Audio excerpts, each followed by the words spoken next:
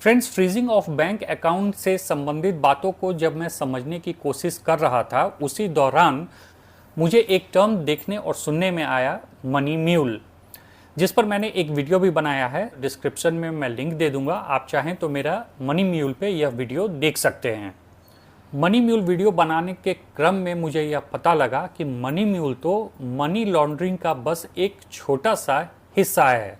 इससे संबंधित जो मनी लॉन्ड्रिंग का मामला है वह कहीं बड़ा है, और न सिर्फ हमारा देश बल्कि पूरा विश्व मनी लॉन्ड्रिंग के इस समस्या से ग्रसित है। तो मनी लॉन्ड्रिंग जो है एक बहुत ही बड़ा विषय है और हम सबको इस संबंध में जानकारी होनी चाहिए, क्योंकि ऐसा नहीं है कि मनी लॉन्ड्रिंग सिर्फ पैसे वालों का खेल है, बल्कि इसमें आम जन भी बहुत बुरी तरह से फंसते हैं और पिसते हैं। तो इसलिए मनी लॉन्ड्रिंग पर मैं एक पूरा का पूरा सीरीज लेकर आ रहा हूं, और इस विषय पर बहुत सारे वीडियोस मैं इन फ्यूचर लोड करूंगा। इसकी शुरुआत मैं इस वीडियो से करने जा रहा हूं, जिसमें आपको मैं मनी लॉन्ड्रिंग के संबंध में बेसिक बातें बताने जा रहा हूं कि आखिर मनी लॉन्ड्रिंग है क्या और किस प्रकार से यह काम करता है। तो चलिए स्टार्ट करते हैं अपना वीडियो और जानते हैं मनी लॉन्ड्रिंग के संबंध में। फ्रेंड्स, तो सबसे पहले आप साधारण शब्दों में समझे कि मनी लॉन्ड्रिंग है क्या। मनी लॉन्ड्रिंग से तात्पर्य है अवैध तरीके से कमाए गए धन को वैध तरीके से कमाए गए धन के रूप में दिखाना। यानी कि किसी ने कोई फ्रॉड किया है या किसी तरह का इलीगल मनी जनरेट किया है, अब वह अपने उस इलीगल मनी को डायरेक्टली तो मार्केट में डाल नहीं सकता है, क्योंकि अगर वह ऐसा करेगा तो पकड़ा जाएगा कि एक तो उसने इलीगल मनी यूज़ किया है, और उस इलीगल मनी को यूज़ करने के लिए डेफिनेटली उसने किसी न किसी तरह का फ्रॉड किया होगा। इसलिए यह लोग इस इलीगल पैसे को लीगल सोर्स से कमाए हुए पैसे के रूप में दिखाने के लिए एक प्रोसेस अपनाते हैं, और उसी प्रोसेस को कहा जाता है मनी लॉन्ड्रिंग। जो व्यक्ति इस प्रोसेस को अपनाता है या एग्जीक्यूट करता है उसे कहा जाता है लाउंडरर। लाउंडरर जो है वह अपने इलीगल मनी को देश के फाइनेंशियल सिस्टम में इन्वेस्ट करता है, और उसके बाद उसे एज अ लीगल सोर्स कमाए गए धन के रूप में दिखाकर उस सिस्टम से निकाल लेता है। मनी लॉन्ड्रिंग का पैसा न सिर्फ देश के फाइनेंशियल सिस्टम को नुकसान पहुंचाता है, बल्कि बहुत सारे अवैध कार्य जैसे ड्रग्स डीलिंग, आर्म डीलिंग और टेररिस्ट ग्रुप को फंडिंग करने में भी मनी लॉन्ड्रिंग के पैसे का सहारा लिया जाता है।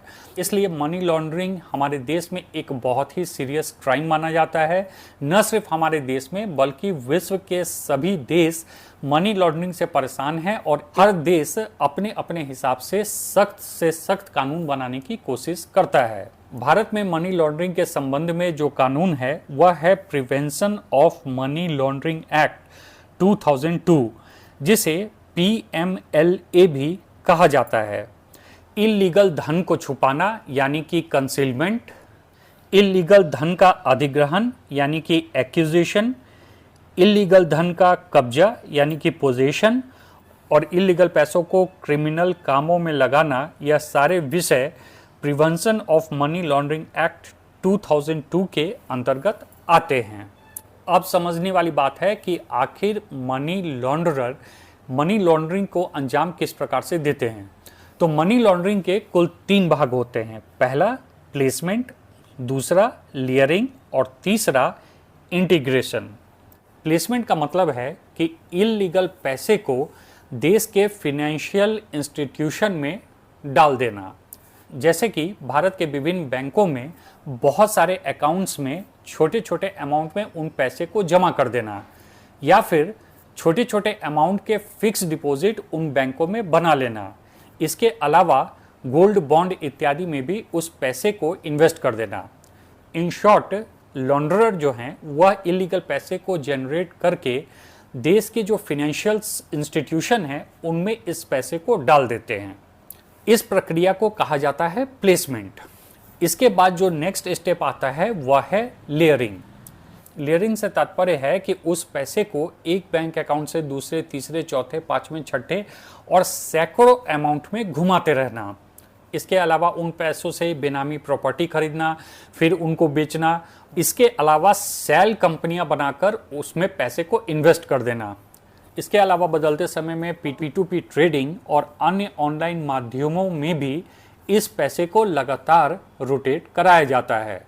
यह पैसा इतनी तरह से और इतनी बार रोटेट किया जाता है कि रोटेशन का एक लेयर दर लेयर बनता जाता है और बाद में अगर कोई भी लॉ इन्फोर्समेंट एजेंसी जो है वह इन सब मामलों में इन्वेस्टिगेशन भी करता है तो वह इन वेरियस लेयर्स में ही उलझ के रह जाता है और कभी भी उन्हें इस बात का पता ही नहीं चल पाता है कि आखिर वह धन जो आया है उसका मुख्य सोर्स क्या है।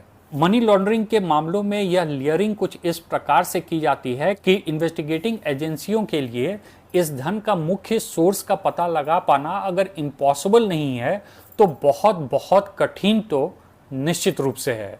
और अधिकतर इन्वेस्टिगेटिंग एजेंसियां जो है वह इस लेयरिंग स्टेज में ही बुरी तरह से उलझ के रह जाती हैं।